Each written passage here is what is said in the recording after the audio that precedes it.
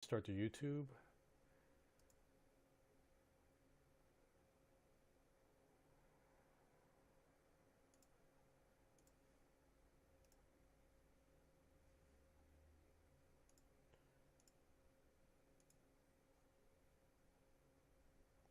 All right, yeah, okay.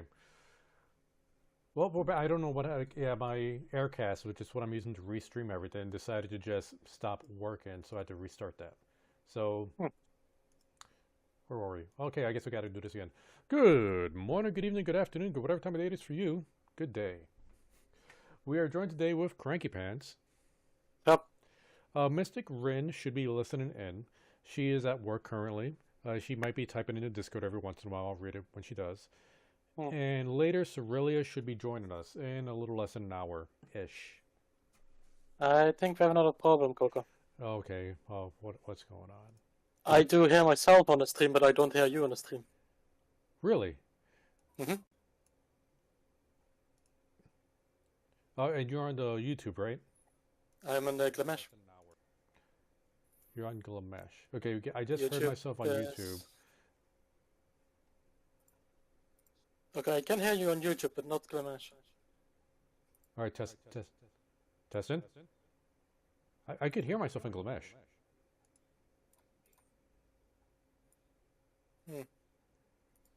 But you can't hear me on Glamesh. Correct. I have no idea. Yeah, I'm actually hearing an echo of myself right now when I turn on the audio on Glamesh.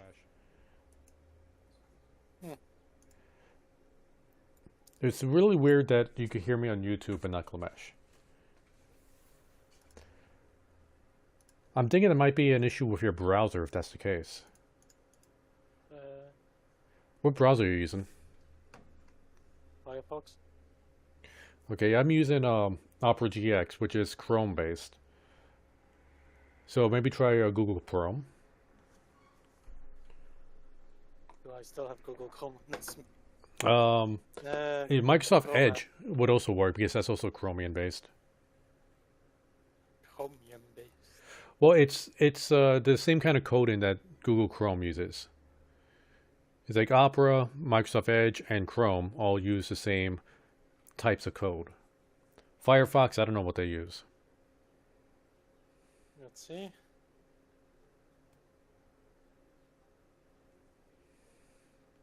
Okay, say something. All right, testing. Yep, yeah, that works. Okay, so it's Firefox that's an issue.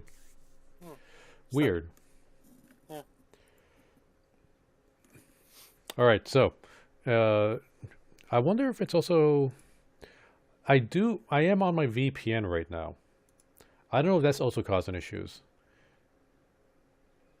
I don't see why it would. Okay, well anyway. We're not actually playing D&D today. We're here to talk about our future D&D plans. Now we played D&D on this stream for like well over a year. Different games. I've done different campaigns. Cranky Pants has done a campaign. Mr. Grin has done campaigns. I really have to work on the campaign again. Yeah, Caramel has been doing a campaign. But things happened in real life. I went away for a bit. Went away for, what, about 2.5, 3 months, something like that.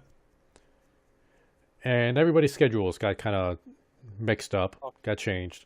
So now we're trying to get everybody back on the same page. And that's what I want to talk about today. Unfortunately, we don't have everybody here. I know Caramel has been super busy with work. Caramel's been kind of working 3 jobs lately.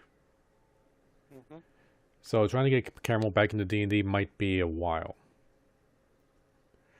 Star King, he's always kind of been an enigma when it comes to whether or not he can make it to D&D. Mainly because he doesn't want to wake up on Sundays. Tree, I have no idea what's been going on with Tree. I think only Pepper only been with us for 1 day in a campaign, and she was playing an NPC character. But aside from that, she's been pretty much away from the Discord. Yeah. Now, Rin, you, and Cerelia I've still been pretty constant in the Discord. It's just trying to get the schedules working again. So Rin, if you're listening in, how does your schedule looking right now? Like right now you're currently at work, I think, right? Is this a daylight savings kind of thing? Mm-hmm. Because we don't need to do this on Sundays. Like, I don't know what everybody's schedules has been lately, but we could switch up the day for D&D. Like, we've been doing Sundays because previously that was the most convenient. But if things have changed, we could also adjust this. Yeah, for me, yeah, Sunday is still the most convenient. Let's get some Code Silver playing in the background there.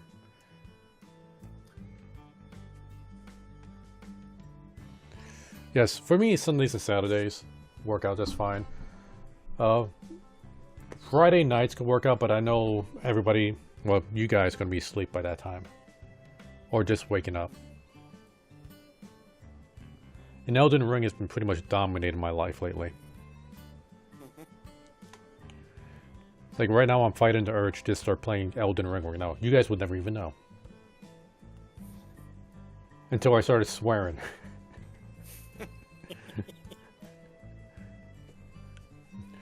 Oh yeah, we're gonna be doing the merc campaign. God damn it, motherfucker, I taught you that! Two of my friends are also playing that game, and yeah. It's a great game. I don't know if it's like... Game. Yeah, it's a Souls game. Like, I wouldn't say, like, some people are trying to say, like, it's like Dark Souls 4. I don't think it is. Even though it takes a lot of assets from Dark Souls. It's not Dark Souls 4. No. It's, There are plenty of quote-unquote bosses that should not be qualified as bosses. Here's the thing with this game. There's, I think, 84 bosses, is from what I read. 79 unique bosses, I think it is. Is this 79? I know there's a few repeat bosses. This is what makes it so different from the other Dark Souls games. Not just Dark Souls, but Bloodborne, Sekiro, Lords of the Fallen. Some people already cringe me just saying that word. Is the fact that it's open world changes it so much. Because you get so many extra dungeons. Like, the dungeon bosses are kind of hit and miss. Some of them I like the design, some of them are kind of trash. The main story bosses are all excellent bosses. But the fact that it's open world, the fact they added a crafting system, the game gives you a lot more options to help you succeed in going through the main quest than the other Souls games. Like, a lot of people are saying, like, this is, like, the hardest Souls-like game ever. I don't know if that's true. No. I think people say that because the market fight, I think, is too hard for a beginning boss fight. Wait, which one is that? Market. That's the one with all those delayed attacks that I was having trouble with. The one that you clearly were struggling. Yeah. I think the problem is with the market fight, it's like, okay, boss mechanic wise, like, he is a great fight, but early on, I think a lot of people go to that fight way too soon. Way too early. That with every boss, you're actually like learning, like, okay, I just need to be patient and hit when I can. And then you come to that boss that is basically like, yeah, just hit when you have the opportunity and just don't wait. Yeah, well, the thing is, like, I've seen, like, other streamers, like, some YouTube videos about the market fight, and what I'm noticing is the big differences in levels between all the characters. Like, in the previous Dark Souls games, level differences, like, it wasn't really that big of a deal. It's like because it was very linear. You go through, like, a very linear path, and by the time you get to the boss, you're usually at an appropriate level for the boss. It's not the case this time around because it's open world. There's a ton of dungeons you could do. Every time you complete a dungeon, you get a unique item, an ability, a spell, like a piece of equipment. You get a whole bunch of runes so you can level up. And there's nothing forcing you to go down one path. You could go anywhere in the game. And I think they kind of expected people to do that, but a lot of people are just going right to the market fight. Because I've seen people go there, like, they're in the teens in their levels. When I went there, I was like in the 20, 21 level range. I've seen people do the market fight at level 30 and still get their ass kicked. It's like, that fight is just... That's the one that kicks you in the teeth and lets you know what kind of game it is, that you got to explore. And I think that's why people are saying this game is too hard. Yeah, my friends were also joking about, like, we cannot wait for the speedrun where you go horseless. You're not allowed to use your mount. I'm wondering if that's possible. It should be, because you can get everything. Some fights will be more difficult, but it would just take a long time to get places. I don't really see that as being an appropriate speed run, though. Well, there is literally a speedrun in the, what was it? The Zelda game where basically the moon is constantly threatening you. Yeah, that's dumb. Majora's Mask. There is literally a speedrun where you have to click B as little as possible. To the point there are techniques that are like, okay, you make sure that the rupee spawns right in front of the door, you hold it, and because of that idle animation, you slowly move pixel by pixel every few seconds. So that speedrun is a few days long. Because sometimes you have to wait over 12 hours to glitch through the door because of that.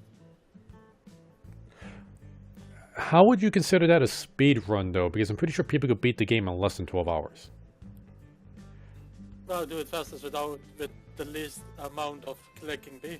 Okay, so like it's not some... Okay, the fastest with a whole bunch of restraints. Yes. That make the game even longer. That's... Basically, just see it as like the Dark Souls speedrun where people only go like with a single weapon. Okay, but you can like, still you can still beat the game like really fast doing that though.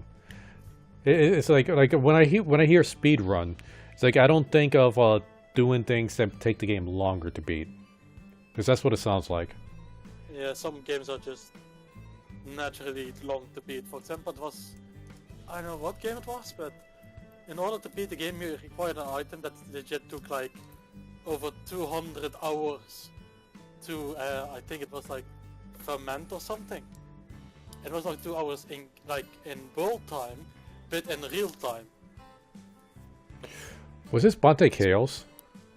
I don't know, I don't Google it. There was this JRPG Celia used to play. She tried to get me into it, but honestly I stopped playing it because the voice acting was so terrible. It was so bad. But it was a card-based, turn-based game, and the cards would age. So if you had a card that had milk, and then with time, the milk would turn into spoiled milk, and then it'll turn into cheese. Beating Kaitos, Yeah. Eternal Wings, and the Lost Ocean. Yep, Baton Katos. The fastest speedrun is 38 hours, 43 minutes, and 26 seconds. God damn. That's the fastest of just getting through the game. No restraints, no nothing. That is just the game itself. I'm surprised people could put up with that game. Oh, literally, most speedrunners are like, yeah, you do your things very quickly and you let just the game running. You just stand on the spot where you know, like, oh, nothing can harm me, and you just go on your business. I mean, why not do it with a good game? You know, I trash that game, but honestly, it's just the voice acting that's just so terrible. It's like they didn't hire actual voice actors. It's like they got their neighbor or they got their kids to do the voice acting. It's like, and they didn't even tell them to voice act. It was like, here, read this line. I'm gonna record it. Yeah. It was so bad. But it's still better than some speedruns where you literally see them glitching through the walls and you're like, what the heck are they doing? Oh, like I think it was like Fallout New Vegas. There is kind of a bug in the game where it has something to do with quick loading, reloading, and reloading your gun at the same time while walking. That basically keeps your momentum going forward without actually gravity affecting you, effectively making you fly across the map. And it's very rare to see. that sounds like fun. It's like actually I think I seen something kind of like that in Skyrim. It's like if you get on the horse, and then if you get on this rock like this at a very certain angle, and then if you try to dismount or do something, you get launched across the map. And speedrunners would do this to get to certain areas of the game they're not supposed to get to at the beginning of the game. Okay, Rinda says she's having Wi-Fi issues in her car. But yeah, I do remember, I think it was this year, it was with one of the old Metal Solid games. Where just a streamer was just playing and then accidentally found a time skip. Through a door, right? Yeah, the boba skip. I remember that. Like, that happened pretty recent, actually. Yeah, this year. And I thought it was pretty awesome that they named the skip after her. Yeah, because she was just playing randomly and she was like, wait, I got through the wall, wait, what? And people saw that and they were like, okay, can we recreate this? Was this a one-of-a-time glitch? But they could recreate it, and now they're trying with basically every door in the game where this is possible. You know, here's the thing about quote-unquote glitches. I used to be a professional tester. I worked for THQ. I was a game tester. We call it bugs, not glitches. But there's no such thing as a one-time glitch. There's no such thing as a one-time bug. If a bug happens, it can be reproduced. Guaranteed. There is no such thing as just doing it one time. Trying to figure out what caused that is a problem. It's just trying to figure out how to recreate that. For example, that is with one of the old Mario Karts. At one of the tracks, there is already a thing of like, oh, if you just go up this wall in this way, you can skip a massive part well on the track. But then there is another fence that there is one single line of pixels that if you manage to hit it just precisely in a just precise angle, you can basically go through the fence and basically do a lap in 2 seconds. The thing is, so far it only has been recreated once, and sadly the person was just streaming it, so every time he failed it, he would just instinctively like, okay, restart. He managed to do it, and just by muscle memory, clicked restart again. And people have been doing this for years, trying to recreate it. Wow. Well, there's definitely a way to do it. Just got to figure out how. It is just, even with like how they're called task, it's very difficult to recreate. I don't know if you know what a task is. A task? Yeah. Like in Mario Kart? No, just in general with speedrunnings. It's mostly used for cheating. Oh no. It's basically a program where you can play the game, but you control every frame. For example, you start up the game and you're like, okay, frame 1, you just do like, okay, press forwards. Frame 2, press forward. Frame 3, press A. Oh, okay, no, I know. So you can do everything exactly and just basically in your main things. Okay, no, I know what you're talking about. I don't know that specific program, but we've actually used software like that at my current job, where you could preload commands and just have it. We call it automation. We just automate the commands. So like you do like, okay, at this second to do this, wait 3 seconds, do this, and yeah, we do that for like performance testing and just basic automation stuff. Yeah, but I think it was called task because it stood for tool assisted speed completion or something like that. It's probably used specifically for video games. It's like there's a lot of programs that do that, but I never heard of that specific one. Yeah, that is basically how it is referred of like, oh, that was not done by a person, that was with a program. That is a task. Tool assisted. Done. Alright, good to know. It's like, like I used to be curious about doing speed runs, but then when I see the kind of insane stuff people do in speed runs, it's like I don't have the patience for this. I do not have the dedication to do this kind of stuff. I once looked at like a Majora's Mask speedrun from 10 years ago compared to now, and you're like, what the and you just see that the community has just pinpointed every little thing they could perfect, and it's like, holy shit.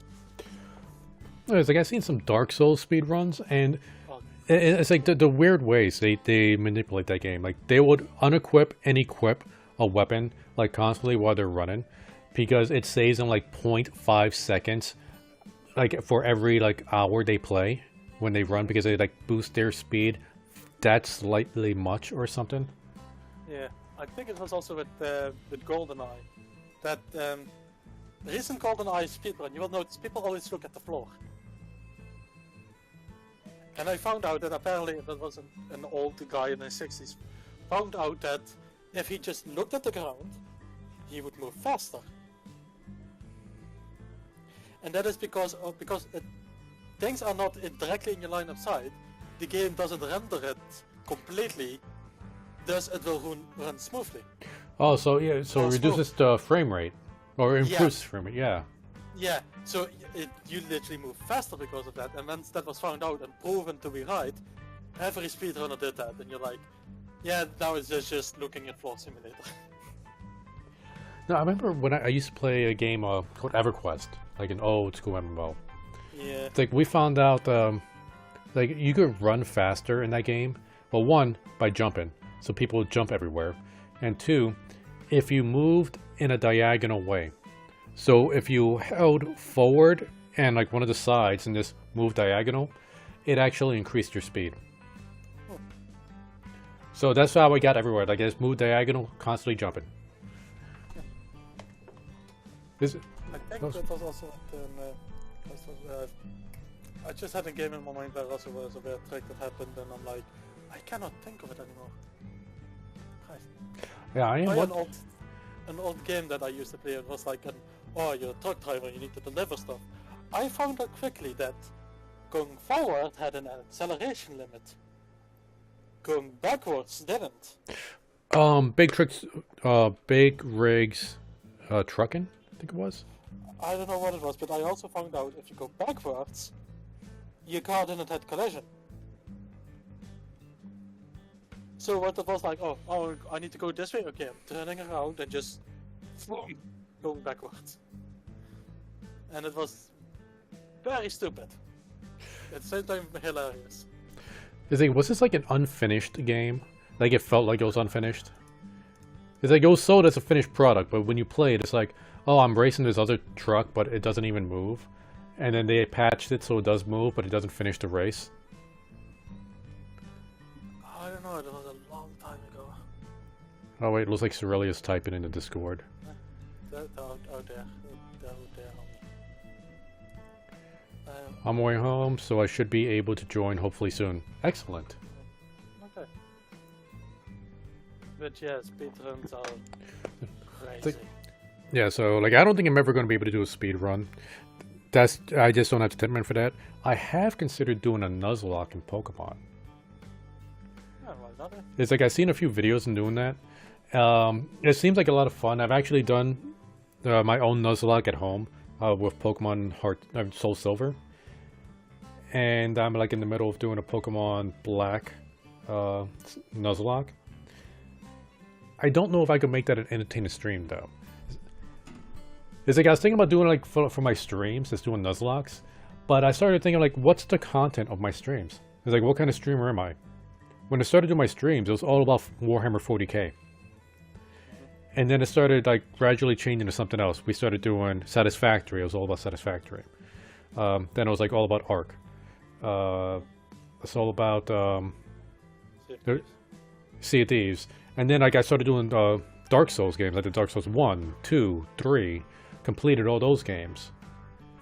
It's like, do I also want to like drastically go towards another genre and start doing Pokemon? Oh yeah, and then I started doing Final Fantasy. It's like I need to figure out something more consistent with my streams. Your YouTube algorithm will have a fucking aneurysm. Oh yeah, like I made a new YouTube channel just because I think my original channel was not even on the algorithm at all. I think it just gave up on me.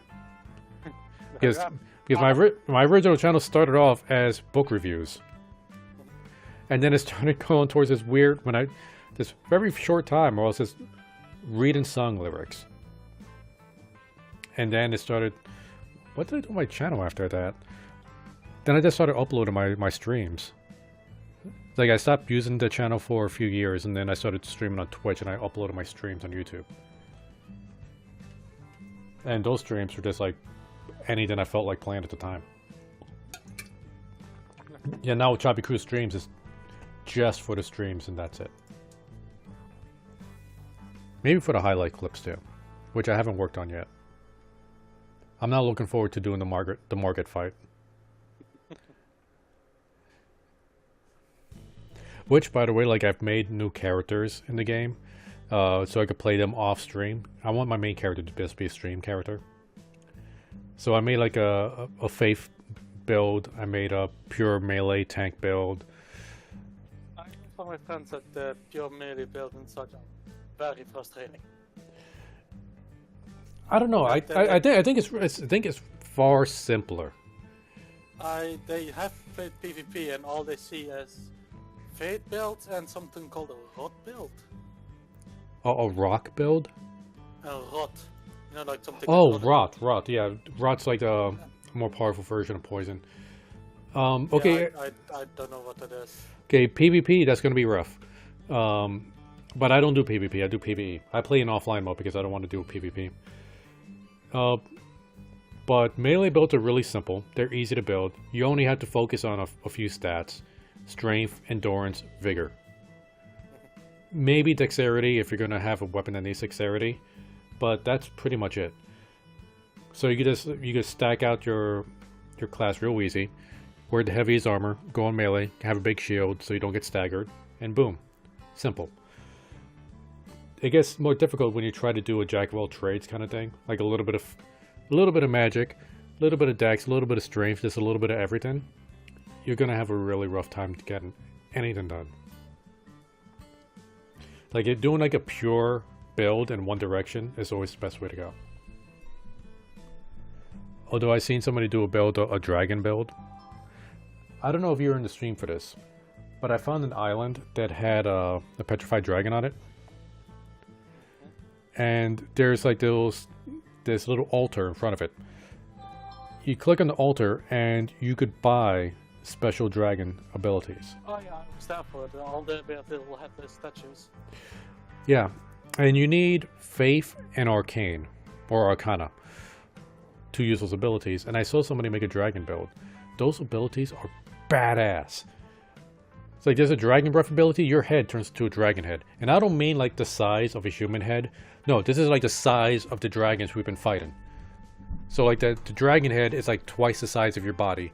And you breathe out a gigantic stream of fire that covers like a wide area. Then there's a lightning breath where you're just spraying lightning all over the place. And then there's like a dragon claw ability where you just grow a gigantic dragon claw. It's like those abilities are awesome. But you need to stack so much in Arcana and Faith to use them effectively.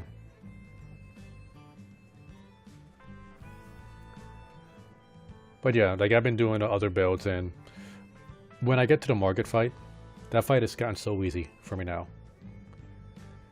It's like I'm not as good as that video you sent me with that one woman who just did it untouched. Like I still get heavy once in a while. But now it only takes me a couple. Also badass video, to be honest, how they did that. Okay, it was badass, but imagine how many times they died before they figured out they could do that. Yeah. I mean, I guarantee you, there was like hours and hours of getting crushed before they got that good. Easily. So yeah, but now like it takes me a couple tries, maybe 3 or 4 tries, and I could take out Margaret much more easily. So let's see. In today's D&D chat, we've been talking a lot about not D&D stuff so far.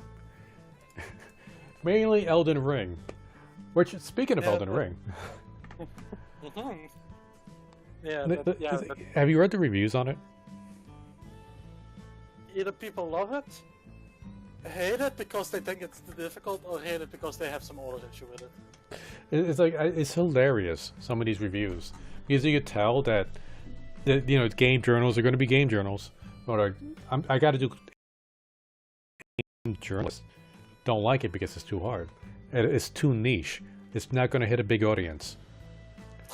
But then you look at the Steam charts. On Steam alone, I think they peaked at like a little over 1 million concurrent players. I think right now it's at 900,000 concurrent players. Yeah. It's like the 6th highest concurrent player count on Steam right now. And that's just Steam, not including the Xbox and PlayStation. Yeah. And the game's been out for over a week now? Yeah. You usually would have died out by now if it was really a niche game, but it's not. It's just a bunch of salty journalists weren't able to beat the game fast enough to get the review out. I think yeah, they got it to market, got wrecked, and then they started crying. I still find one game journalist thing video of a game release was still the funniest. I think it was the Doom 2016.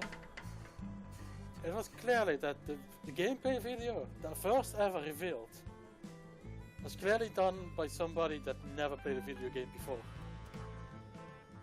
Because A, he could not shoot and move at the same time, and he literally did that shooting of like standing still, sideways, upways, waiting 2 seconds and then shooting.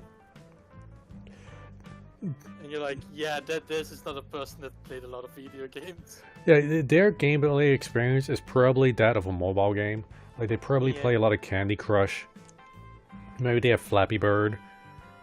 And it's like, oh yeah, I play video games, I know. It's like, okay, well, review Doom. It's like, okay, where's the app on the Google Store? Like, no, it's a console game. Console? What's that? Is that like a computer?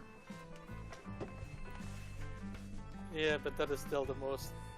This person clearly does not know what they're doing. I don't know, the saddest review I've seen, and this is one that's a classic, is the Cuphead review. Oh, where they cannot get through the tutorial that literally says like jump and dash at the same time. Yeah. And then they jump and then dash. The thing is, that guy who just made himself look like a fool has been in the industry for decades. Yeah. That was not his first game. Yeah. And yet he couldn't get through the tutorial. This is why I go to YouTubers for their reviews. I don't go to the quote-unquote professional gaming sites because... One, they don't really review the entire game. Because they try to get through the game as fast as possible. So they could get the review out before everybody else. Which is why I think a lot of these journalists, they made a mad dash towards Margit. Got wrecked. Could not beat Margit because they didn't level up. And then it's like, okay, well, I'm just going to stop here and cry about this fight.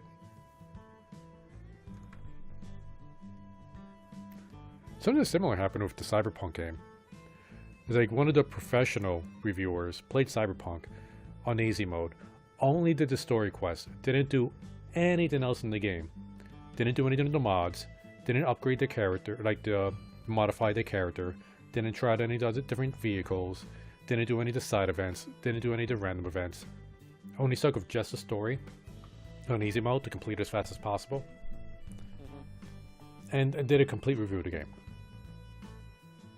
And admitted that that's what they did. And then was surprised when, you know, people didn't appreciate that. Because isn't there like a side mission where literally you pick up a dude because he got like some electronic like penis enhancer that go and went haywire? Yep, his crotch was on fire. I did that quest. I know the YouTuber that actually did voice that, and Christ, just hearing that voice coming out of that character, I'm like, yeah. I was like one of the quests I like, and I don't even know if you could really call it a quest, is the talking vending machine, or the sentient vending machine. It's like, it's not really a quest, like, he talks with you, and he's like, oh, can you move that dumpster? It's blocking my view. You move the dumpster, and he's happy about it. And then there's like, you think there's nothing else to it. Later in the game, if you just walk by him again, he's like having, like a therapy session with some random hooker that walked by. And then like you just see him like talking to random people. Which is hilarious. Then there's this other, not a sentient gun, but this weird gun that has AI. Like I found it in an alley. It imprinted itself on me. It's supposed to be a smart gun where it like kind of tracks enemies, but it talks to you. Oh, the one that says like, oh, do you want to headshot or do you want to shoot people in the dick? Yeah. Yeah, I know that gun. Yeah. And then, like, it talks down to you. Like, you're the idiot. But sometimes when you pull out the gun out, like, it'll just randomly fire. Like, oops, sorry, misfire. It's like a very unpredictable gun. That reminds me basically of two guns from Borderlands.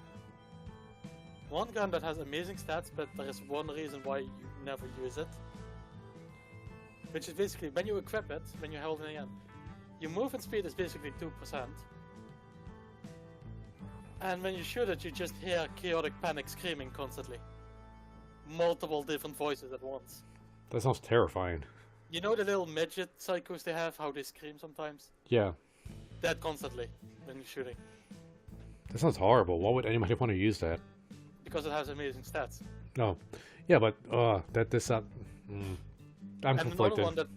Another gun that I actually like, because there are multiple talking guns, but one is very passive aggressive, I gotta say, which is constantly like anti-violence, of like, you don't know, maybe they had a family and stuff. But my favorite one is when you reload, and she literally says like, if you were a better shot, you didn't need to reload. And I was like, oh, fucking bet.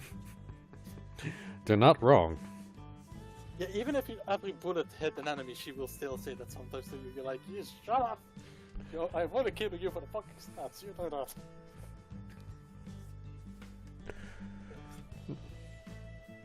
that. It's been so long since I played Borderlands. The thing is, Borderlands, what was it? The pre-sequel I didn't like. It felt very rough and unfinished. It didn't have the Borderlands feelings, and Borderlands 3... I didn't like the villains. Yeah, I heard a lot of people complain about the villains. Because the villains were like, oh, we're evil so that we can be evil. And like, you don't have a proper cause. Like, Handsome Jack, yes, he wanted to basically destroy the entire planet, but to rebuild it in a better image. Without bandits and everything, and like, I can kind of understand why. Like, he had motivations. Like, he had like real motivations people could see. He had the reasons to be doing the things he did. And he was a great villain. I loved Handsome Jack. Yeah. Like, he's the kind of guy you love to hate. Yeah, yes. That's, you say that perfectly. You love to hate him. But then 3 are like, they're evil because they want to be evil, and I'm like, fuck off. Yes, because we're edgy teenagers, and we're gonna be bad. Grr. That's why, basically what the Tiny Tina Borderlands game that's coming out, where it's basically D&D Borderlands, I'm very skeptical. Like, what they... Because I love Tiny Tina. I love that character with all my heart, literally the chaotic energy. But then again, I look at pre-sequel and Borderlands 3 and I'm like, The thing is, like, there was a quest, I forget which Borderlands game it was, with Tiny Tina, which was a D&D quest. I remember that. Tiny Tina's Assault on Dragon Keep, that is an entire DLC, and I love it. Yeah, so it sounds like that they're just going to do an entire game of that. Yeah. Honestly, I don't know if it's going to work. It's like, I think that DLC worked because, like, it was niche. It was just like this short little quest line. It was cute. It was new. You did it. Awesome. But now trying to recreate that in an entire game, I think could get very tiring. They did say that they put a lot more classes in it from the beginning that are like very unique in different ways that they don't feel the same. And I'm gonna wait. I'm gonna try to be skeptical about this. Maybe it'll be great. I don't know. I'm also skeptical. I might have like an how do you say this bias towards Tiny Tina. But it is again, you can admit it is an amazing character how they did that. Oh yeah, Tiny Tina's a fun character. And even with the DLC thing, how they did the storyline of Roland, that basically she is in full denial that he died, and there are little hints of that, and you slowly start feeling bad for her, and the D&D session is basically a way of escaping it. And then on one point she basically accepts it, and you have this very nice ceremony, and Claptraps ruins it, like always.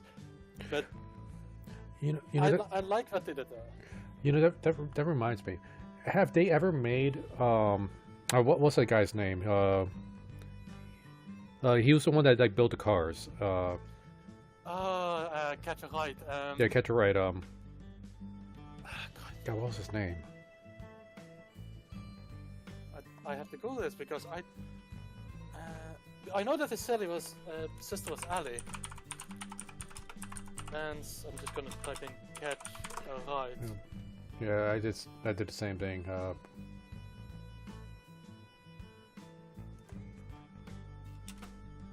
I'm thinking it should be in Scooter. Scooter. What's that? It has to be a vehicle name. Scooter, okay, yes. So Scooter. Has it been canonized that he's dead? Yes. Basically, there has been a DLC, and the DLC brought out before Borderlands 3 laid out, and basically it's like, oh, it happened after the main storyline. Basically, it happens... Have you played the game Tales from the Borderland? Tales of the Borderlands. That's a Telltale's Yes. game. Okay, because Yes, I have. so you completed that. No. But I do know what happens to him. Okay, yeah, he dies in Tales of the Borderlands. Yeah. So but I didn't, deals- yeah, I didn't know if that was going to be canonized or if that was just going to be like a multiverse thing. Basically, in the DLC section, what you have. Basically, I'm not gonna say anything whatsoever, but basically, every Catcher Hyde is now voiced by Annie, the big chunky woman. Yeah, like I remember And her. Yeah, and eventually you literally get a quest of like, get car parts, do this, and suddenly you go to this big ramp and you decide either flames or electric beams come out of the ramp, and I was like, fucking flames because vehicles. Basically, it's this big ramp, and you see this big billboard with his face that says, Catch a Ride, and I was like, yes. So yeah, it's kind of nice that he is dead. Okay, good. Like, well, okay, I love the Scooter character. I didn't want him to. I'm not saying good because I want him to be dead, but I do like the fact that they committed to keeping a character dead as opposed to looking for some BS way to bring somebody back. Yeah, because well, maybe with the Tina thing, it's depending on where it is in the timeline, they can maybe do it. But canonically, he's dead. He died at one point in the timeline, canonically. Good. Okay. I'm glad they were willing to kill a character off. And fucking amazing character, fucking hell, I loved it. Just the way how he is introduced in Borderlands 2, it is like, this is a guy you want next to you in a fight, because he will give it all. I mean, he won't do much, but he'll give it his all. But he will try his best. Yeah. But yeah, that is canonized.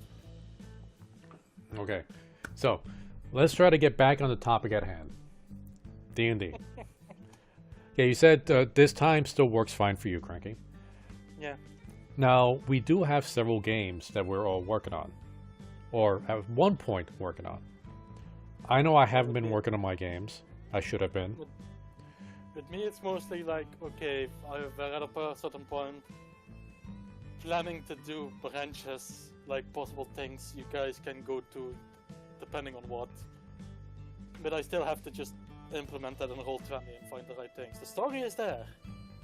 I need to get it on the screen. Now, And finding maps is difficult. now here's the thing with the entire Roll20 thing, like, because we don't need to limit ourselves to Roll20. It's like, if you don't want to, like, or if it's that's too difficult, we could just use our imaginations. Yeah, but I still want to give like some kind of visual that it is better, like No, like, this I is how it look. like, I completely understand that, and I get that. For example, with the bazaar or the guys you found the little hovel on the ground, like some kind of that you guys get like some kind of idea. You can imagine the rest of it. So now you get some kind of idea. And that is difficult to find sometimes. And sometimes I also see like online programs for D&D and how to play sessions. And I'm like, oh Christ, those also exist. Yeah, like, I've been This one seeing a that few. basically makes it look like an MMO. Yeah, I seen some like online like some streams of D&D, and people have like full on animated, or just Yeah. like just some gifs playing around. This one guy actually hired voice actors to do a scene, like a little cutscene, for like after the players completed the campaign, to get them hyped up for part 2 of the campaign. So like I don't know if I'll be willing to spend money on that. At least not right now. But let's see. So you already have things planned for your game. You just gotta actually get it all down on the Yeah, program. Yeah. Okay. With me, because let's see. With me, I think out of the abyss, that's just going to be on permanent hiatus. We just have too many people on there that's not going to be able to come back. So I'm thinking of like another campaign we could do, and I do want to do a Cogent style thing, but a long-term Cogent style thing. I just need to figure out a good way to use Cogent that will appeal better to you guys, because I think the biggest problem with you guys acclimating to Cogent is you don't see, like, it's okay. Let me take a step back. in D&D, in any D&D game, you can see it kind of like a video game. You have levels. You can see ways you can upgrade your characters. You can see new abilities. You can look forward to new abilities in your characters. You hit level 5, you could cast a fireball now. You hit level 10, you could call down more lightning. You could visualize how your character could be and plan for ways to make it more and more powerful. Cogent doesn't have that. Everybody is pretty much on the same playing field. And based on how the Dungeon Master, or narrator in this term, works their game, is your character could potentially be just as, or at the same power level as they were at the beginning, as they are in the end. Like, there's not much that could, like, you could. Okay, well, let's see. Yeah, let me go ahead and put this up on the screen. Cranky Pants has shared the billboard. Yeah, that's basically the canonically memorial towards him that you basically can make. Cool. Yeah. It's a nice ending too. Alright, so where was I? So, is like I need to figure out a way, like, because like you guys, it is possible for you to become more powerful. Like, learn new abilities, learn new skills and stuff like that. And it's like it's always been like that in Cogent, but since it's not like a set rule, not like a document you just pull up and pick from a list. It's like it's more about like you gotta just think about what you want to do with your character yourself. Mm-hmm. I think that's like one of the bigger problems. Mm-hmm. It's like there's no list for you to pick out from. It's you just trying to, you and the Dungeon Master trying to figure it out for your characters, kind of like this randomly. Not randomly, but just like off the cuff.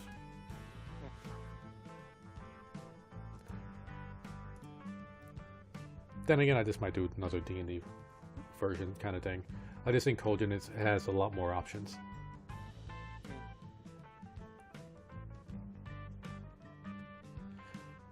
Because I would love to do like a mystery style kind of game. Like there's a mystery you guys are trying to solve.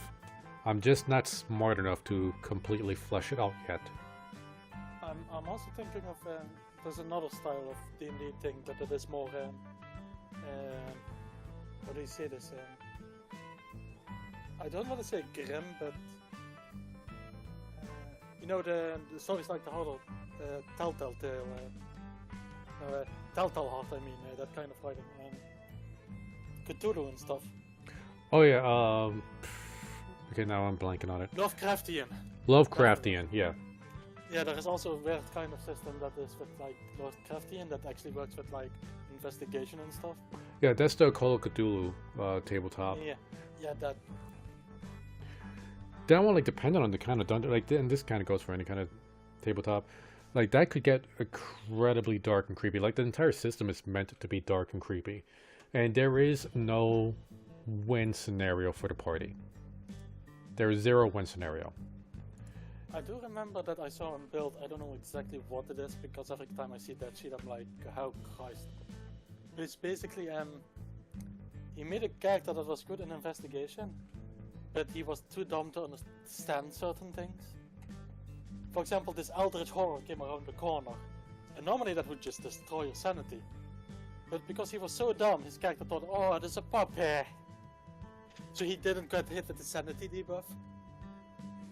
Because he could not understand it was actually a Lovecraftian monster, he just like thought like, oh, it's a doggo! But he also played off that a lot of other times he failed a lot of things because he was dumb.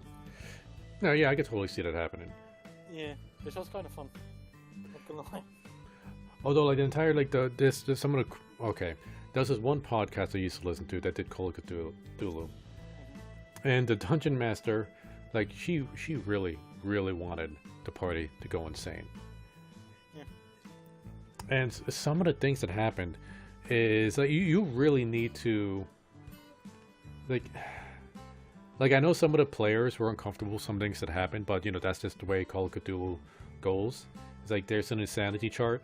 You agreed to play with this, and you just gotta accept the fact, like, if you didn't want to do this, then don't play Call of Cthulhu, or let everybody know. Because one person got nymphomania when she went insane. and destroy the sleep of like everything and everyone. Another person got necrophilia while he was like in like a field of dead corpses.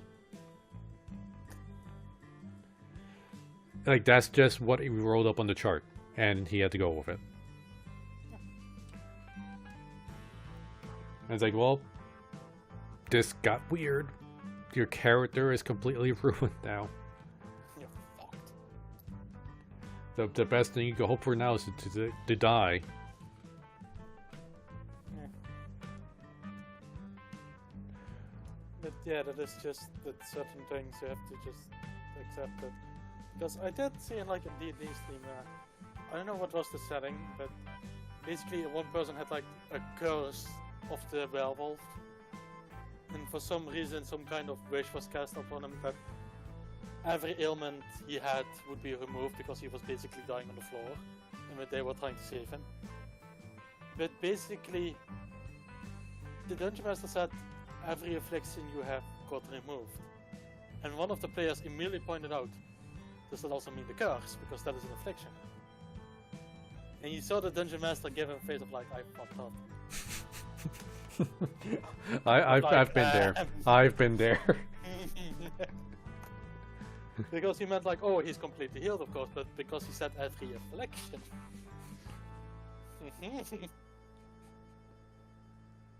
At that point, you have to either go with it or backpedal, and backpedaling is always still. Yeah, it's like you gotta admit you're wrong, and I'm never wrong. No, I meant this to happen, even if it ruins my game. I just have to prevent another werewolf somewhere that bites somebody. I don't know how. You will. It's like one of the more interesting things of werewolves I've seen or heard of in a D&D game was it actually happened in the Curse of Strahd campaign. And since everybody is in, I forget the name of the area now, Latvadia? It's like the weird, evil, dark powers that control everything. They kind of changed the way a lot of the rules work in that world. Or that, that section, dimension, whatever you want to call it. So the party is there, and there's this like one alchemist kind of guy who's been collecting a bunch of random stuff. And one of the things he collected was werewolf's blood. So the party gets into a fight, and they're getting beat down hard. The alchemist, he gets hurt really bad, and he's too far away from the party for them to help him. So the healer in the party is trying to get to him as fast as possible to try to save him. But when he gets there, the alchemist is fine. He's perfectly fine. In fact, he's doing better than he was before. So after the fight, they're like, okay, so what happened there? He's like, I thought you were dying. Alchemist looking at him, okay guys, so I need you to sit down.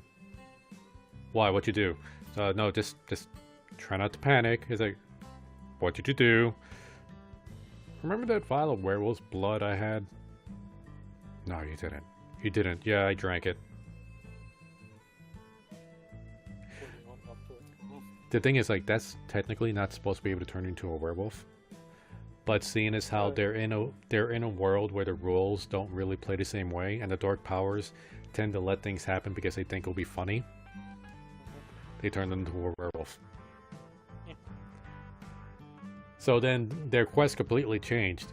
They were trying to find a way to cure him of his lycanthropy. They weren't able to do it in time. They had to put him down. But it's like situations like that. It really helps make a story.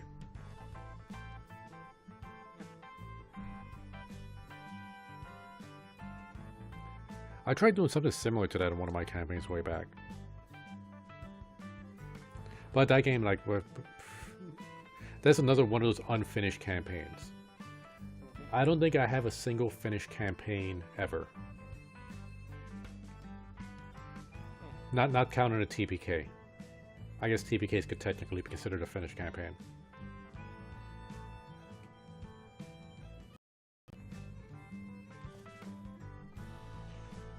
Okay, Mr. Grin says she's almost home. So hopefully Ren and Sorelia hop in soon, so we can start talking about schedules and games. I am willing to continue doing the Merc campaign. Like, you know, to fill in some time, and I think you guys are having some fun with the Merc campaign. Yeah. Just like giving you guys chances to play different characters. Those really has one character that's not viable anymore. Yeah, I have the coming 3 weeks off, and after the days that I have, I'm actually planning to try to get some stuff done in there. That I get at least like, okay, if you guys want to play the story, at least we can continue. Yeah, like I really want to play Richter again. Yeah. We just need to figure out what to do with Caramel. Like, we need to help Caramel out on, like, her 3 jobs is taking up all of her time. Yeah. Hopefully things get better with Caramel, because I think it was a case of Caramel's wife was like, I know she lost her job, but I think she got her job, like a different job, and they're trying to get back, like, financially, like, into a safe place. So hopefully that improves. Plus, Caramel has also gone back to the office. I don't know for how long she's already been going back, but apparently that also has been eating a lot of time. Well, as for the weekends, well, I don't think Caramel's been working on the weekends, has she? I think that stopped. I could be wrong. I don't know. I'll need to talk to Caramel about that again. But okay, the thing is with our office, about going back to the office. Here's what's kind of like bugging me. Okay, so for anybody who doesn't know, I am a government contractor. Is my company, like, not the company I work for, is, which, quick side tangent, I had my 10-year anniversary lunch the other day with the higher ups. I didn't realize I was working there for 10 years. Like, time just flew by. It's the only job I've been at for that long. So that was pretty cool. I got a plaque and everything. But anyway, so we test software for the federal courts, right? And we do some IT work for the federal courts. We're technically not government, but we're contracted by the government. Even before COVID happened, there were people trying to convince the people in the courts that it will be more financially viable to work from home, just to do telework. Like, we don't need to rent out office space. We don't need to spend money on the office, on electricity, on all this extra equipment. But it's a very, like, old-fashioned way of thinking that people need to be in an office to do office work. And we experimented a little bit. We did do things where, like, some people, like seniors in the office, could, like, once every few weeks work from home. And we tested that for a little bit. It worked out well. There were some people, not in our specific office, but in other offices, that screwed it up because they'll go on Facebook and start talking about going for walks in the middle of the day. It's like, why are you doing that? You should be working. And that kind of screwed it up. But ever since COVID hit, we've all been working from home. And we've all been very productive. And we've proven that the model works. There is not a single person in the office who wants to go back to the office. That's including our bosses. That's including our supervisors, like the higher ups, the people like who run the IT for the government. Not a single person thinks that we should go back to the office. But we have some conservative judges who believe that, we need to go back. That's just the way we've always done things. We need to go back. And if you can't convince the judges, there's nothing we can do about that. So it's like, oh my goodness, like, we could save so much money if we just work from home. Yeah. Like, and if you think about it, like, the reason one of the best reasons I think people are doing so much better working from home, we don't need a commute. Yeah.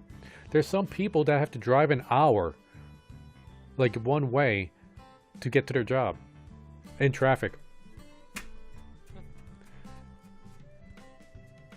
So, hopefully, we can convince these judges that, it's better if we do it this way. then Caramel doesn't have an excuse about having to go into the office. Hello. Hey! Finally got home. Hey everybody, Mystic Rin decided to join the party. Hey, Hello. How's your day been, Rin? I've been really sleepy today. We went to my brother for his birthday. We had quesadillas and I made cake. I can hear the washing machine in the background. Yeah, I'm sorry. I'm sorry. What? Well, some people like clean clothes, Cranky. Yeah. Yeah, I mean, I looked literally at my clean bed sheets that I washed this morning. Well, la-dee-da. Mm-hmm. Alright, Rin, so we were talking about a lot of stuff that wasn't D&D, like Elden Ring, Borderlands, the hopes and dreams and stuff like that, but now we gotta talk about boring stuff like Dungeons and Dragons. We can also talk about hopes and dreams and fun stuff.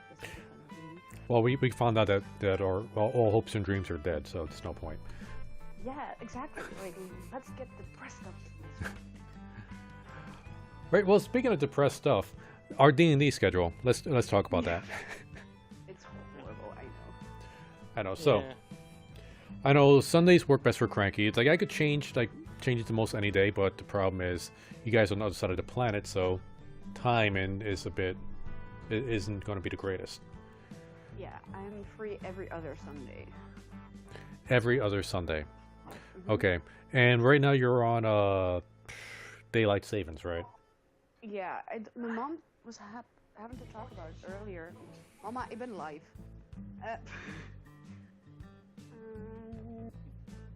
I'm gonna check what it is. Wanneer gaat de klok? Jesus Christ. Klok vooruit. 27th of March. Then is when we're back on schedule. Okay.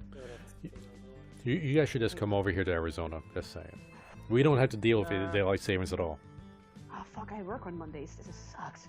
Yeah, it's t-shirt weather outside right now. Not quite here. We have some sun. No, they have. Ouch.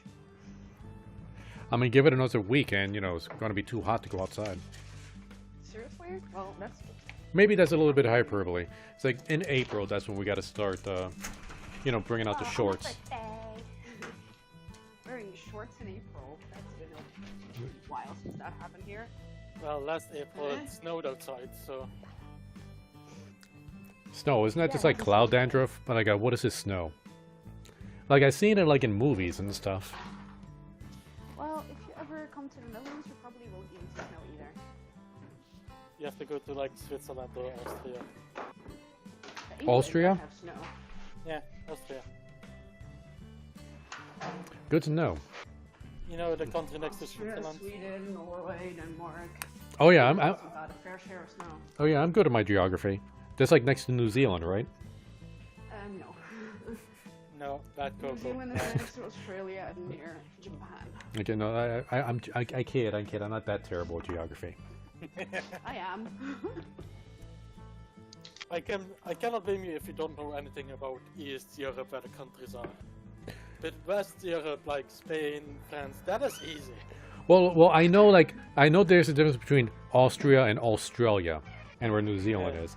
It's like, when I was younger, I used to get Australia and Austria mixed up because the words are so similar. Well, Austria, for us, is actually Oostenrijk. Yeah. So it's not as confusing for us. Okay, say that one, like Oostenrijk? Oostenrijk. Oostenrijk. Oostenrijk. Oostenrijk. Something like that. You sound Japanese when you say it like that. Sounds foreign when he says it like that. I am foreign compared to you guys. Oh yeah, that's why I said it. The Dutch outnumbered Americans. Oh. The cat is really craving attention. That's okay. Alright, so we've also been talking about which campaigns to run. Cranky Pants has a lot of ideas he wants to do for his. He just needs to find time to actually get it down to Roll20. I haven't been working on any of mine. I think that out of the Abyss, that's going to be on permanent hiatus since we can't get the entire group together for that one. I'm gonna recycle the character then. That's perfectly fine. I'm still Because willing to do the Merc campaign, which allows you to bring in any character you want to create, or any character you have in other games. Yeah, because I'm playing a character now in the real life campaign. I love playing Sage. At the same time, I'm with a really chaotic group right now. It's like surrounded by Sorelias. I mean, I'm the party leader, and I didn't want to be a party leader because I'm a fucking rogue. But hey. Well, you know, like I've been exactly where you're at. When you have like somebody that takes D&D seriously, while everybody else looks at it like an anime, and then they all see themselves as the main character. They do take it seriously, but like one is always on his phone. The other one is playing a child who's usually the party leader, and now I'm his dad. And the other rogue in the group is his mom. And the two of us have been trying to like steer this in the right direction. And then we have a few other people who like floating in between like active and non-active. And it's like, just need help solving this riddle, you guys. Help me. Yes, I always find it frustrating where like I'm in a group and I can't really roleplay my character the way I want to because nobody else is trying to direct the party to like where we need to go. Like, Yeah, like the story is this way, guys. It's like I need to break character just so we could go to the story that's right there. That's what I've been dealing with. I had to completely 180 my character intentions I had. Like I had to go from, oh, I think I'm gonna play it like solo, and now I'm like, I'm just a fucking babysitter right now. Oh, you're gonna do you were playing the solo kind of rogue? I was playing a swashbuckler rogue, you know, with a very strong sense of right and wrong, because folk hero background. But then I end up with another rogue, an alchemist, a baby fucking thief-killing demon child, a barbarian giant that had a bounty hunting background, and a forest elf who really discriminates against my character and is constantly preaching because it's a cleric. So yeah. A forest elf cleric.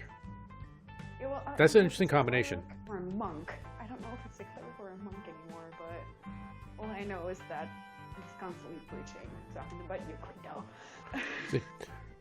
It's like there is a new character like idea that I wanted to try out. Like I don't know how viable it will be, because I wanted to see if it'll be possible to make a medic kind of character, like a healer that doesn't use magic, like somebody that's just using healing kits and takes out like the healing feat to try to heal party members, and maybe takes I forget the name of the kit where you can make potions, like 1 potion a day kind of thing. Medicine kit. Is it called a medicine kit? I think it's a medicine kit because my character has one. Well, I know there's like a first aid kit that's called like a medicine bag. Then there's the so like I don't know how viable it'll be to make like a like a field medic. And this character's backstory is going to be like like very short, small character, human-ish. I mean, you're not going to really know how the character looks because they're always wearing a Plague Doctor mask. Oh yeah. Like, and the Plague Doctor robes, and they pretty much are like battlefield medics. They've been in wars and battles, and they just kind of like do quick triage on the battlefield. And that's the kind of character I want to. And I was going to make them a rogue, so they could have fast hands, so they could try to very quickly stitch 2 people up in the middle of a battle. Well, that's convenient. The problem is though, you can't use the first aid kit more than once per long rest, I think it is. Oh, that's not as fun. Well, like on each person, so I can only heal like each person once every short or long rest. I need to look. Caramel still has my book, so I can't look it up right now.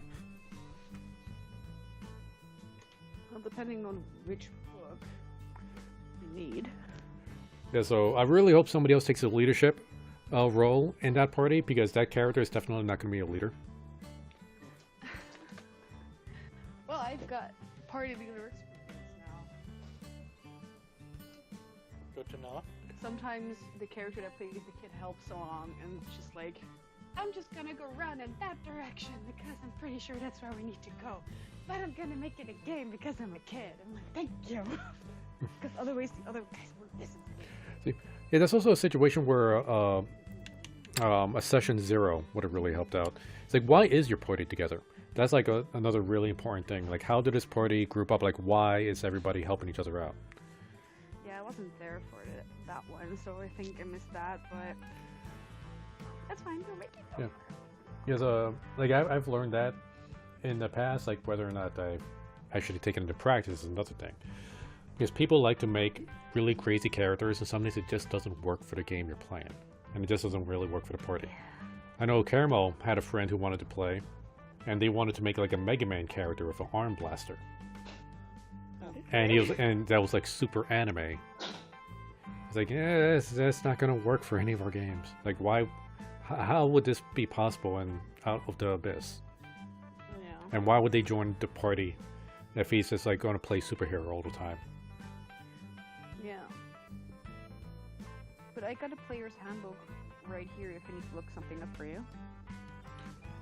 Oh, thanks. Like, well, I'm not gonna be making characters yet, right now.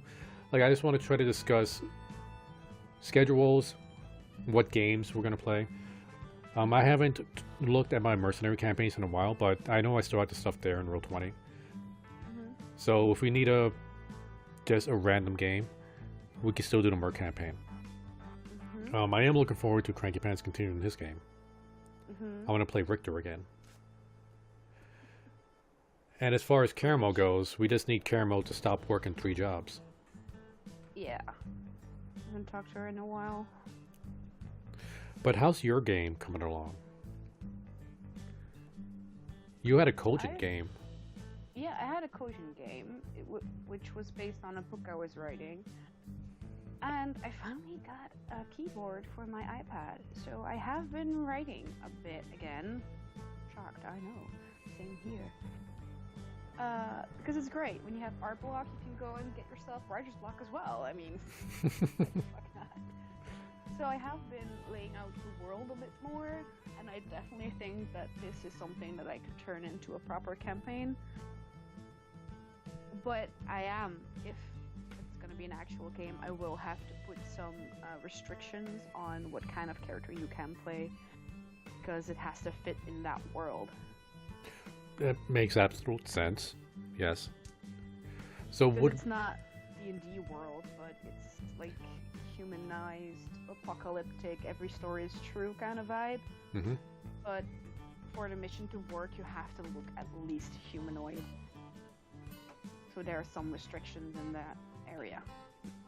So would Cranky and I be able to continue playing our characters? So really his character is dead, so he will need to make a new one anyway. Yeah. Okay, I think I was playing a gnome. Yeah, you were playing a gnome. I forget what Cranky was playing. You were playing like a really tall character. I forget what though. I think it's Wait, Was it a Goliath? What Goliath, campaign are we yeah. talking about? Rin's campaign. The Cogent one. With the marker that you have to place in the city where you guys ran into some trees and fucked up my story a bit. I had to like That was MacGyver or Goliath. something. Yeah, you had some MacGyver shit. With the car, get blown I know out, that- tried to kill Cerealia. I know that Coco was some kind of goblin that pretended to be a baby in my arm to No, get... I was a gnome, and I did pretend to be a Oh. child because somebody caught us. Rin wanted us to get into a fight, but we were able to get out of that. I didn't want you to get in a fight. Oh, you totally want to get us in a fight. I just but got the dice were confirmation that... against you. Also a little bit off topic, but I just got confirmation that Pepper is at the airport. Ooh. Me. Alright, do you need to go So- get her? No, she is at the airport in Wisconsin. Oh, okay. But now it is still Oh, yeah, it's 12 gonna, hours. Fuck, 12 hours. yeah, it's gonna be a long flight. Yeah. I request a selfie in my fucking DM by when I wake up because I want to see the cute ass faces of yours. Oh yeah, because I have to be at my strike station at 6. At least I need to have the train at 6 in the morning, so a friend of mine is picking me up and bringing me. Aw, that's so sweet. So yeah, Yeah, we demand pictures. You demand send Oh, all the the- pictures. The pictures will be taken, don't worry. Yeah, and I'm free on Wednesday and Thursday, by the way. Oh, that's right. You could hang out with her. Yeah. I'm not gonna invite myself. I'm just letting it out there. Like, if you guys need a ride or something on Wednesday on Thursday, I can totally bring you guys somewhere. Yeah, you're not gonna invite you. You're just gonna like drive laps around their block, just looking out the Just windows. waiting for us to go to the store. Yeah, Probably. yeah. I'm Nice like that. I just happened to be in the neighborhood for the past 6 hours. Yeah, yeah. I will bring cake. Don't worry. I have to. I mean, Cranky's gonna like make Pepper try all the foods, and I'm just like, I want this on tape because I want to Because see it. we have a lot of weird foods, and I'm first gonna start off with like just the fried meats and such. You know, Oh yeah. I'm not gonna let her try out like how a schotel of cereal is. Well, the schotel is basically just beef salad, Yeah. beef potato salad. So I think that's okay. But I mean, zules, you kind of have to like know what you're gonna eat, like expect the Yeah, flavors. but with Pepper, it's mostly like she has an issue with textures mostly. Yeah. So yeah, but yeah, You fucking know- nervous as can be. You know, I wouldn't be surprised if, like, after like she just eats all the gourmet cooking you're gonna be giving her for this entire time. She comes back to her constant like a foot taller. Yeah, There's Who knows? probably some truth to that. I still find it funny that this conversation that I have with my friends that when I actually go to her and I'm alone and together with her and the father in a car, that the most funniest thing that could happen if her father brought out the most southern localized accent you can imagine towards me from here. It is literally just standing in a car and the dad looks at me and suddenly he goes like, "Anna back!" And I would just, you hear it already, you hear the snapping. And that would be the funniest thing I'm that not could gonna happen. translate that, but we Dutch Southerners, instead of saying like, "Hey, how is it?" we just say, "Anne," Anna? and Anne? we can say we can Anna? mean Yeah. we can mean everything like oh, keep on telling, Anne. Like, what happened to you? Anne. You know, everything is different. Or like, This is yeah, so it's based on like the kind of like Of the tone. context. Yeah, the tone and the context you use the word and or something Yeah. like, I done something bad, and you go like, Anna? Anna. Anna? Anna, like, go on, tell me, Like, what the fuck did you do? You know they fucked up. Like, Anna. and pig Uh, means dick. Wait, what? Pig means dick. Wait, you said pig So, means dick? I didn't hear that. Yeah, Pig? P-E-K. Oh, pick? P-I-K. Yeah, pick. Yeah, it means pick. It means dick. And it pick. What?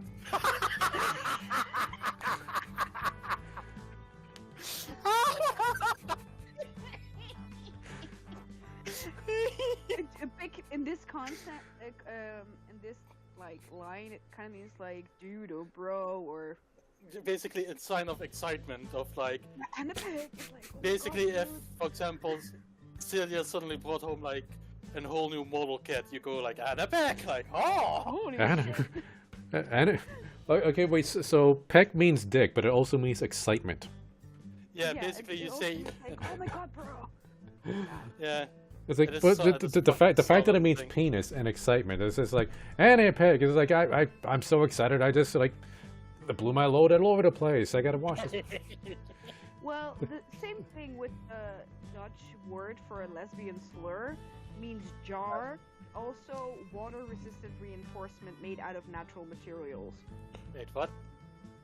Okay, you know the D-I-C-K word?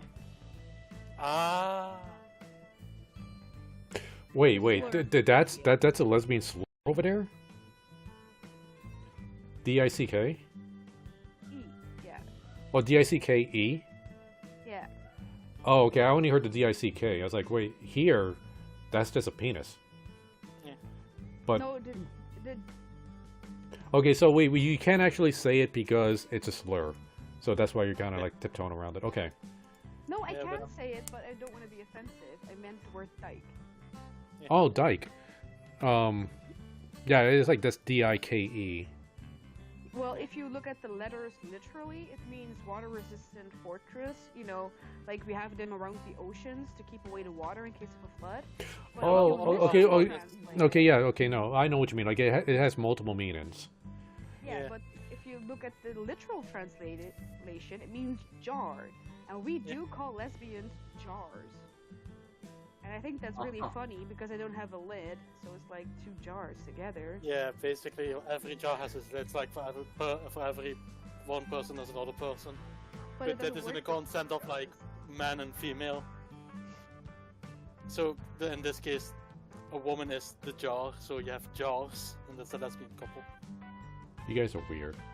What? Yeah, we are. You only figure it out now? Oh, yeah, this perfect time for Sorelli just kind of like stumble into this conversation. What in God's name did I jump into? I'm still trying to figure it out, Sorelli. You're not alone. We just made Coco say subdick, and it was glorious. It's Yeah, sorry I came late, but I'm here now. no worries. They're trying to teach me Dutch, and they're making me say really stupid things. Yeah. All right, so welcome to the stream, Sorelia. Okay, we've been talking about, well, a lot of things, but the main thing we've been trying to talk about, is the D&D schedule and what games we're going to play. As we mentioned before, Cranky Pants is working on his campaign. He just needs time to get it all down on Roll20. Rin, she is currently having a writer's block on her coaching game. Like, she's writing up her story. So there's no like ETA on when you think you might be able to get the next session done, right, Ren? It also depends on how many people are going to be playing. Okay, with the assumption that it's going to be me, Cranky, and Cerelia, because I think we're the only three that played last time. Yeah, I'm gonna need a bit of time, yeah. Okay. This will And- be a kick in the butt for me to start writing again, so. Okay, do what you can. Like, don't stress yourself out over it. I am looking forward to it though. And times, it seems like the timing for playing the game hasn't changed since last time, has it? Right, guys? At least for you two. What about Cerelia? How's your time? Basically the same, although in this daylight saving time, it's gonna be an hour later for me, since due to an extreme change and rise in electricity prices, I can't use my computer at all between 5 and 8. So from 8 and forward I can. Okay. Kind of breaking up for me. I don't know if it's just me. I was able to hear him, but you were breaking up for me, Rin. So it might be something on your end. Broke up for me. Okay, now Cerelia's breaking up. What? How? No, it's like you said, that last sentence you broke up. I don't know what's going on. Oh, I don't know. But yeah, Ren, to summarize it, after 8, I can play. Yeah, like he's limited on his time due to high electricity bills going on, which sucks. Between 5 p.m. to 8 p.m., was it 2 to 3 times as expensive for electricity. I have no idea why they decided to do it, but that's how it's been done for a while now, sadly.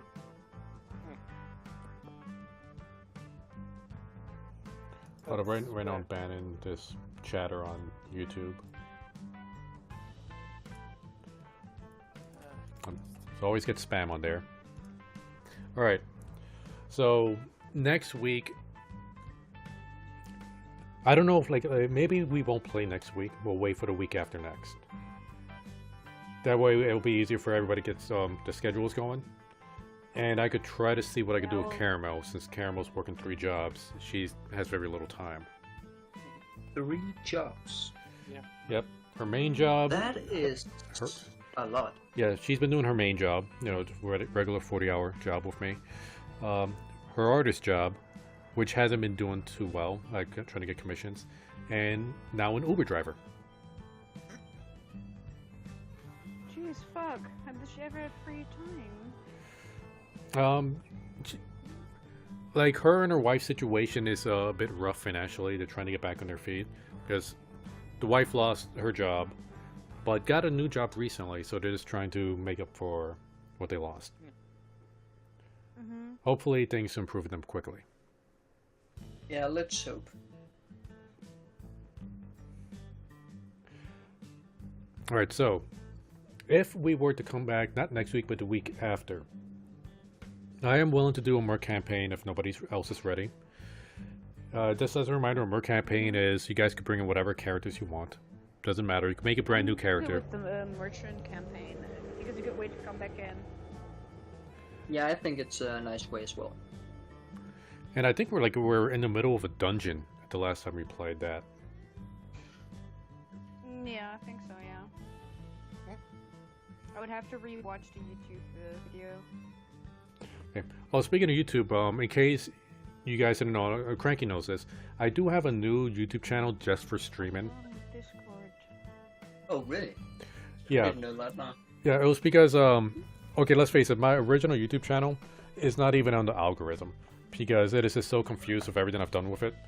Like, it used to be a book review channel where I did 40k books, and then I was like reviewing 40k manuals, and then I was reading song lyrics, and then I stopped for years, and now I'm just like uploading my Twitch videos on there, and then I started doing the compilation videos, so it has no idea what I'm doing on that channel.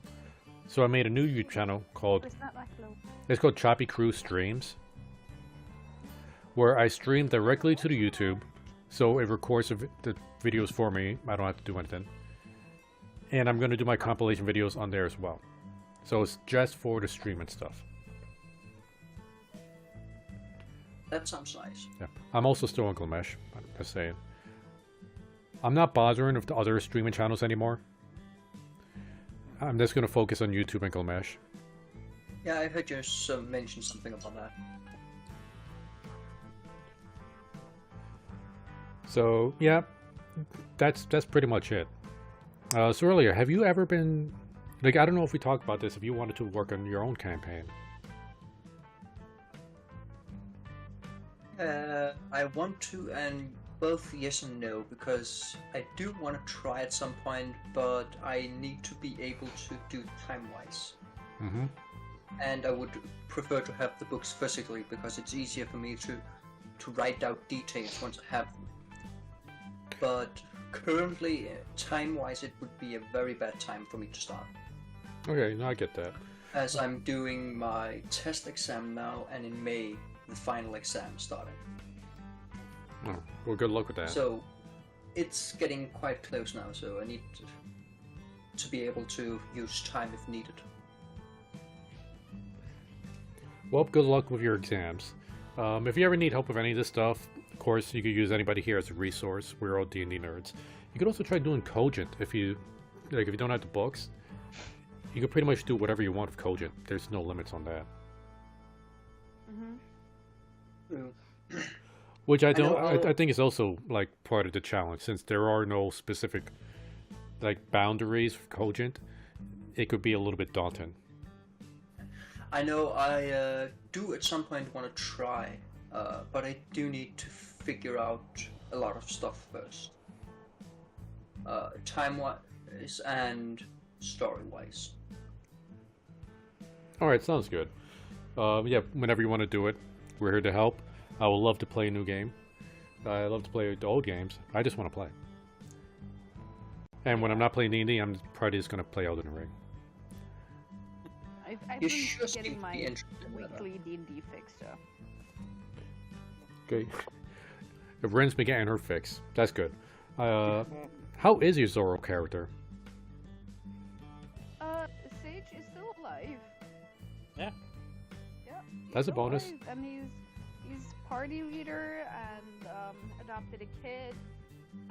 Is trying to chase down a cannibal murderer and trying to help poor little were-rats in the sewers and making sure the kid doesn't make another oath anymore because they fucked up trying to get in contact with the rebels and the people who leave the city, and it's not going great.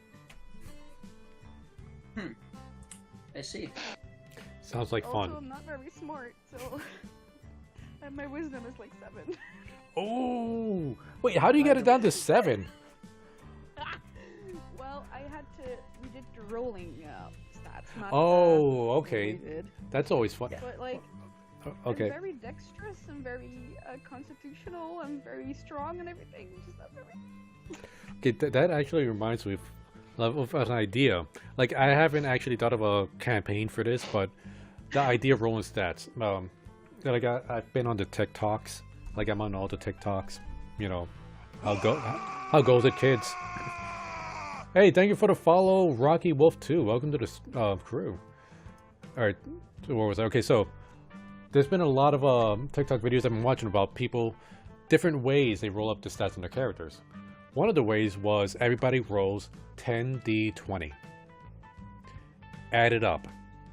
Distribute the points amongst your stats. No stat going over 20. That's nice.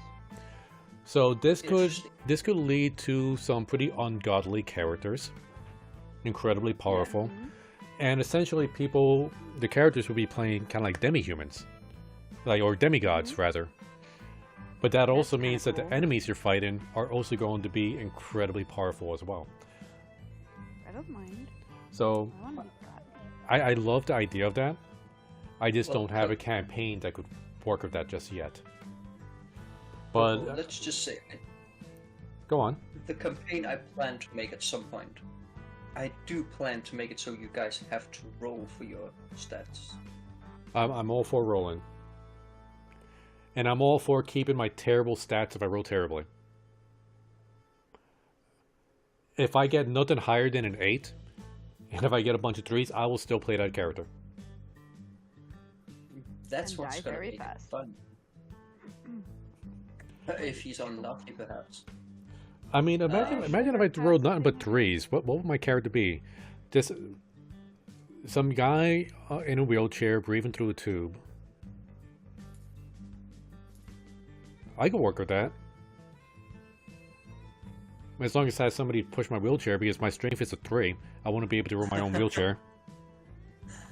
It's like Yes. my legs want to be able to support my own weight, which is why I need a wheelchair. My intelligence will be a 3, which means I have some kind of brain damage. My wisdom is a 3, which means I don't notice anything going on. My charisma is a 3, which probably means I don't know what a bath is. And I don't bother. So yeah, just put like a knife at the end of my wheelchair and roll me into enemies. Okay, will do. That's an interesting idea.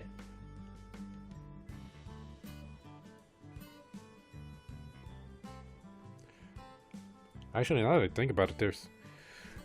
Ooh, wait, could I get like an encased hover wheelchair if that was the case? Then I could be like a character from 40k. I'm thinking of a very specific character that does this. Anyway. Knowing you, you sure would. I'm kind of going off the rails here, sorry. But anyway. So, that'll be the plan. The week after next, we'll jump in. Hopefully we'll get many people here. We'll do a mercenary campaign. Give Cranky and Rin some time to work in their games. And I don't want to abandon Out of the Abyss. I don't want to abandon that. Yeah. Since I still like that one, to be honest. I have some ideas to... Okay, I'm trying to remember, like, I think where we left off, you guys... I was getting ready to send you guys off to the next dungeon. Yeah, we were being chased and with some people, the mushroom things. If I could get like a definite amount of like I know who's going to show up for this game, I could set up something for Out of the Abyss. I could change. I'm going to change it up. I have some ideas to completely change up what's going on and just make it kind of a new-ish campaign. So we wouldn't need to rely on like having like 6 people show up every week. Yeah. Well, I know that I intend to, like always, do everything possible for me to join. since I quite like this once a week thing we have with D&D. However, I do still miss our Monday events. Yeah, Monday events is going to be rough. We haven't talked about Monday events yet, but that's another scheduling thing. It's like even before we stopped doing it, like for a long time, it was just me and Cerelia showing up because everybody was busy with real life stuff. Exactly, but once we have it on back again, it would be nice. I will definitely join. So what I might end up doing, at least for the time being, since I am currently just looking for excuses to stream Elden Ring, I haven't been able to stream my main character because, reasons, so I've been making other characters. I'll probably just stream Elden Ring on Mondays, and voice chat for anybody else who joined this hangout. And then you could just watch me get slaughtered. What time will that be, though? On Mondays, it'll be the same time we did our regular Monday events. So also 7. So, Monday events, let me think. I started at, it was noon my time. So wait, Okay, let's see things. right now the time over here in Arizona is, it's going to be 1 p.m. So an hour before now. So 8. Okay, I would be able to drop in after an hour. Okay, I'll Does it be... work till 9? Yeah, I'll be streaming it in both the Glamash YouTube, and I'll even stream it in the Discord, since sometimes Wi-Fi could be weird for you, so you gotta at least see it in the Discord. Yay! Just me spending 3 hours on the same boss over and over again. 3 hours on a boss. Okay, that was an Someone played exaggeration. Dark Souls for 3 hours, and it was I have so entertaining. I have yet to actually play or see the game, since I'm not entirely sure I want to watch much of it before I've tried.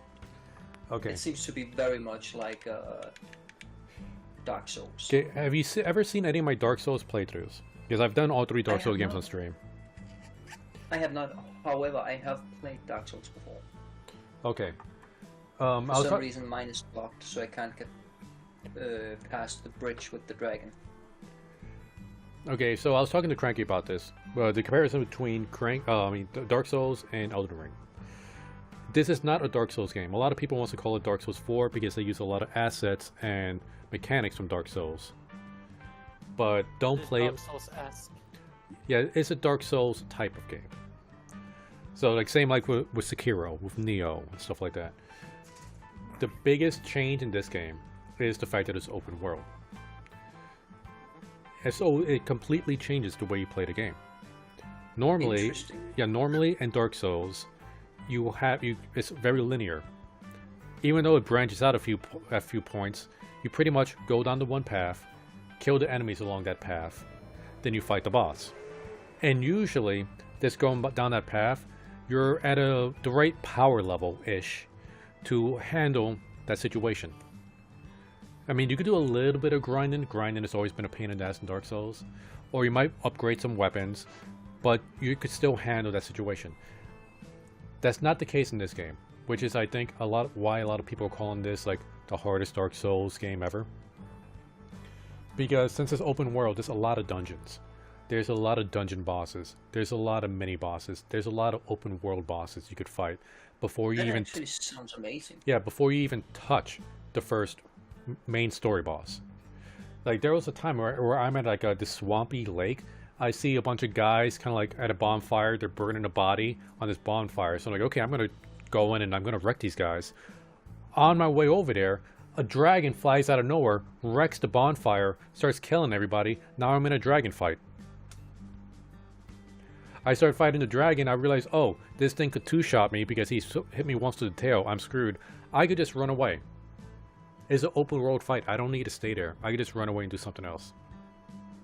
So I'm not stuck there having to go back there and fight like in Dark Souls. Alright, cool. I could do a few dungeons. I found a dungeon. I killed the boss in the dungeon. I get a special item. You could upgrade yourself using these items, special equipment, special skills. And that's the way the game expects you to play. Because when you get to that first fight against Margit, the one that took me like 2 hours to beat, I was not prepared for that fight. And I've seen a lot of streamers and YouTubers go to Margit at a lower level than me. Some at a higher level than me. None of us were prepared for that fight because that fight is, I think it will kick you in the throat. kind of fight. So, Uh-huh. so explore the game. Don't rush it. If you rush it, you're not going to have a good time. Oh, I would never rush it if I actually played. I don't have a move, but I can hear very gentle slapping noises almost. Slipping noises? Slapping. You know, I opened up the door to my balcony, so you might be hearing my blinds slapping against each other because there's a light breeze coming in. Like, here, I'm gonna... Does So long I know that I'm not going crazy. Yeah, does it kind of sound like that, but not as loud? No, I don't hear it. Oh, No, okay. doesn't it? Alright, so it's not that then. Maybe you are going crazy. Finally. Finally, that is not the expected response. Do Yeah. you ever have an expected response from me? Yeah, I so... gotta go. Touche. No. Gotta work in the morning. Alright, well, I think we will leave it at there. We have a plan. We know what we're going to do. And I hope I see you guys soon. I will be streaming Elden Ring tomorrow. Okay. In the Discord. So anybody who just wants to... even if you don't want to see the game, you just want to hang out, I'll be in the voice chat. Okay. See ya. Bye-bye. Alright, thanks for showing up, everybody. Thank you for everybody who's lurking in, watching. You guys have a great night. Later. Take care. Yeah, take care.